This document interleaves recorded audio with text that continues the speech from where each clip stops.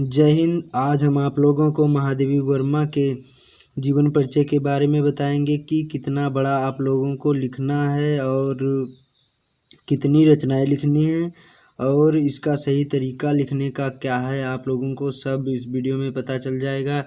ये very important है, हर साल एग्जाम में पूछा गया है। 2011, 12, 13, 14, 15, 16, 17, 18, 19, 20 और 22 में भी पूछा जाएगा, इसलिए वीडियो को अंत तक जरूर देखना। बताएंगे कि किस तरह से आप लोगों को लिखना है बोर्ड में, क्लास 10th के लिए, यूपी बोर्ड, खासकर यूपी बोर्ड वालों के लिए, कि किस प्रकार से आप लोग लिखें कि जिससे आप लोगों को 3 नंबर फुल मिल सकें।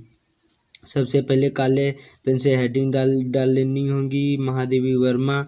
उसके बाद में जीवन परिचय, फिर ऐसे लिखना होगा, श्रीमती महादेवी वर्मा का जन्म उत्तर प्रदेश के फर्रुखाबाद जिले के में सन 1907 ईस्वी को होलिकोत्सव के दिन हुआ था।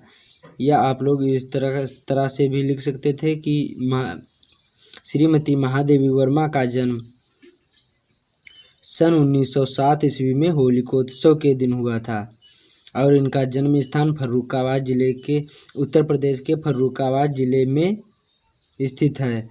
उसके बाद में इनके पिता गोविंद प्रसाद वर्मा भागलपुर के एक कॉलेज में प्रधानाचार्य और माता हेमरानी विदुषी और धार्मिक स्वभाव की महिला थीं। या इस प्रकार आप लोगों को लिखना है कि इनके पिता का नाम गोविंद प्रसाद तथा वर्मा तथा माता का नाम हेमरानी था। और फिर या इसे बढ़ा चढ़ाकर भी लिख सकते, लेकिन नहीं, आप लोगों को कम लिखना है, इतना लिखना है कि आप लोगों को नंबर मिल सके 3, ज़्यादा नहीं लिखना है क्योंकि आगे भी आप लोगों को बहुत कुछ लिखना है। और जीवन परिचय में वही लिखा जाता है कि उनके बारे में लिखा जाता है कि वो कहाँ गई, क्या किया, जन्म से मृत्यु तक उन्होंने क्या क्या किया, सब जीवन परिचय में लिखना होता है। फिर प्रधानाचार्य गोविंद प्रसाद वर्मा भागलपुर के एक कॉलेज में प्रधानाचार्य और माता हेमरानी विदुषी और धार्मिक स्वभाव की महिला थीं। धार्मिक विदुषी मतलब जिस प्रकार पुरुषों में विद्वान उसी प्रकार महिलाओं में विदुषी कहा जाता है। महिलाओं को धार्मिक स्वभाव की महिला थी। इसके बाद इनकी प्रारंभिक शिक्षा इंदौर में तथा उच्च शिक्षा प्रयाग में हुई थी।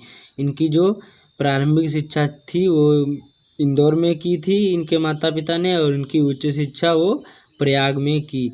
संस्कृत में MA उत्तीर्ण करने के बाद प्रयाग महिला विद्यापीठ में प्राचार्य हो गईं। इन्होंने संस्कृत, उसके बाद में इंदौर तथा प्रयागराज में उच्च शिक्षा उत्तीर्ण करने के बाद इन्होंने संस्कृत में MA उत्तीर्ण करने के बाद प्रयाग महिला विद्यापीठ की प्राचार्य हो गई। उसके बाद लिखना आप लोगों को इतना याद हो गया। उसके बाद में लिखना है, इनका विवाह छोटी आयु में हो गया था। इनके पति डॉक्टर थे। कुछ समय तक इन्होंने चांद पत्रिका, हमने इसलिए इसका नहीं लिखा क्योंकि आप लोगों को केवल महादेवी वर्मा के जीवन के बारे में लिखना, ना कि उनके पति के। केवल मैंने बता दिया कि उनकी जो पति थे वो एक डॉक्टर थे, बस।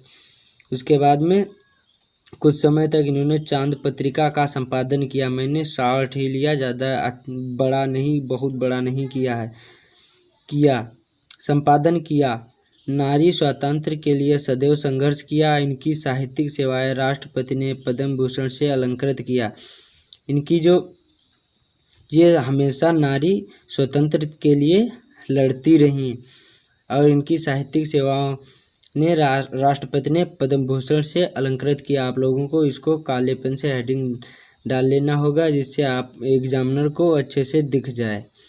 और आगे, हिंदी संस्था ने 18 मई 1983 ईस्वी में इन्हें हिंदी के सर्वश्रेष्ठ कवयित्री के रूप में भारत भारती पुरस्कार से सम्मानित किया। बस मैंने इतना ही, क्योंकि ज़्यादा बड़ा नहीं लिखना है, कम ही शॉर्ट में लिखना है। फिर उसके बाद में इनकी मृत्यु सन 11 सितंबर 1987 ईस्वी में हो गई। इनका जन्म 1907 ईस्वी में, मृत्यु 1987 ईस्वी में हो गई। और रचनाएं कितनी लिखनी है, ज़्यादा से ज़्यादा 4-5 रचनाएं मेन जो महत्वपूर्ण हैं या प्रमुख हैं इनकी रचनाएं वही लिखना है। काले पेन से हेडिंग डाल लेंगे रचनाएं। उसके बाद में नंबर वाइज निहार, इनकी रचना है रस्म, नीरजा, शांत गीत, दीपशिखा, अतीत से चलचित्र, स्मृति की रेखाएं, पथ के साथी, मेरा परिवार। इतनी आप लोगों को ये लिख देनी है रचनाएं। और इस प्रकार से आप लोगों को छोटे से ही, ज़्यादा लंबा ना लिखें, बस छोटा ही लिखना है आप लोगों को, क्योंकि आगे आप लोगों को भी लिखना है। जो वीडियो पसंद आया हो तो लाइक करें और चैनल पर नए आए हैं तो सब्सक्राइब करें। सब्सक्राइब करके बेल आइकन को प्रेस कर दें, क्योंकि हमारे चैनल पर इसी प्रकार के वीडियो मिलते हैं। जय हिंद, वंदे मातरम। मिलते हैं अगले वीडियो में।